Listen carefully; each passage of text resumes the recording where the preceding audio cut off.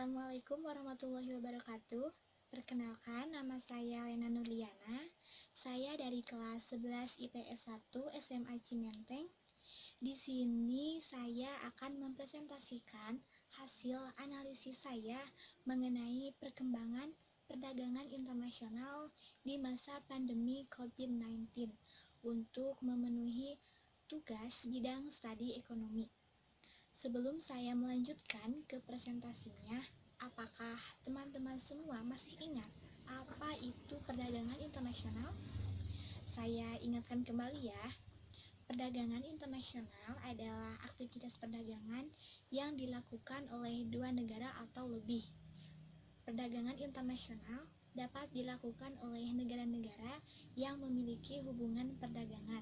Hubungan perdagangan ini diatur sesuai dengan kesepakatan antara kedua negara yang melakukan perdagangan internasional tersebut. Nah, sekarang teman-teman semua sudah ingat kembali kan apa itu perdagangan internasional? World Economic Forum memandang penyebaran virus corona mulai menunjukkan dampak terhadap ekonomi dunia. Banyak negara yang memprediksi ekonominya akan resesi. Dalam hal ini, pertumbuhan ekonomi di sejumlah negara akan mengalami penurunan atau menjadi negatif. Menteri Perdagangan negara anggota G20 menggelar pertemuan virtual untuk membahas dampak dari virus corona terhadap perekonomian setiap negara pada Senin malam tanggal 30 Maret tahun 2020. Pertemuan ini menghasilkan kesepakatan untuk tetap menjaga arus barang dan jasa, terutama pasokan obat-obatan vital demi memerangi virus corona ini atau COVID-19.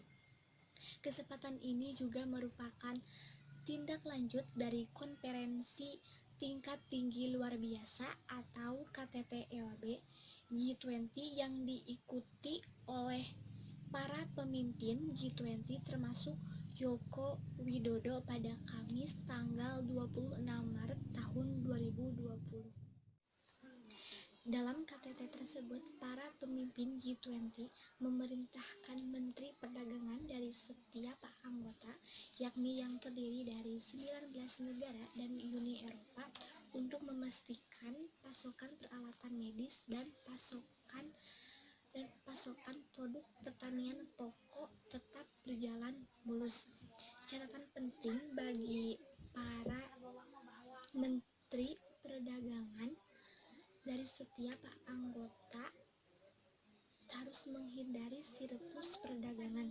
Selain itu, para Menteri Perdagangan diminta memberikan kajian atas dampak corona terhadap sektor perdagangan, sehingga setiap anggota dapat mengetahui langkah untuk menjaga iklim perdagangan serta konsisten membuka pasar. Menurut Agus Suparmanto, Menteri Perdagangan Republik Indonesia, implementasi arahan tersebut di Indonesia, yakni dengan stimulus fiskal dan non-fiskal yang telah diterbitkan oleh pemerintah. Di sektor perdagangan sendiri bentuknya yakni relaksasi persyaratan ekspor maupun impor. The Economist Intelligence Unit memprediksi negara-negara maju dan berkembang yang tergabung dalam G20 akan mengalami resesi pada 2020. Negara-negara di Eropa yang termasuk ke dalam wilayah yang paling terdampak oleh COVID-19 ini. Nah, apa itu resesi? Resesi adalah kelesuan dalam kegiatan perdagangan atau industri, atau terhentinya kegiatan perdagangan atau industri, sehingga dalam kondisi seperti ini dapat menyebabkan angka pengangguran semakin tajam. Nah, untuk sekarang, mari kita lihat grafik Databox yang menunjukkan angka proyeksi pertumbuhan ekonomi negara yang tergabung ke dalam G20. Nah, untuk sekarang coba teman-teman perhatikan grafik Databox yang menunjukkan angka proyeksi pertumbuhan ekonomi negara yang tergabung ke dalam G20. Mohon maaf ya jika grafiknya kurang jelas.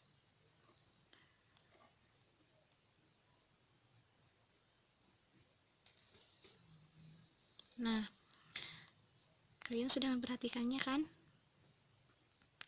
Nah, bagi yang warna biru, coba teman-teman lihat di grafiknya. Ini menunjukkan angka proyeksi pertumbuhan ekonomi negara sebelum adanya COVID-19. Sedangkan bagi yang warna merah, itu menunjukkan proyeksi pertumbuhan ekonomi negara setelah adanya COVID-19.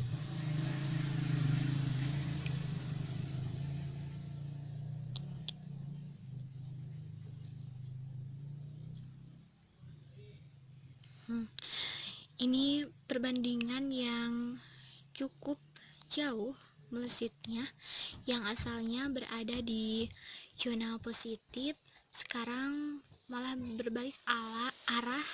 Ada sebagian negara yang berada di zona negatif.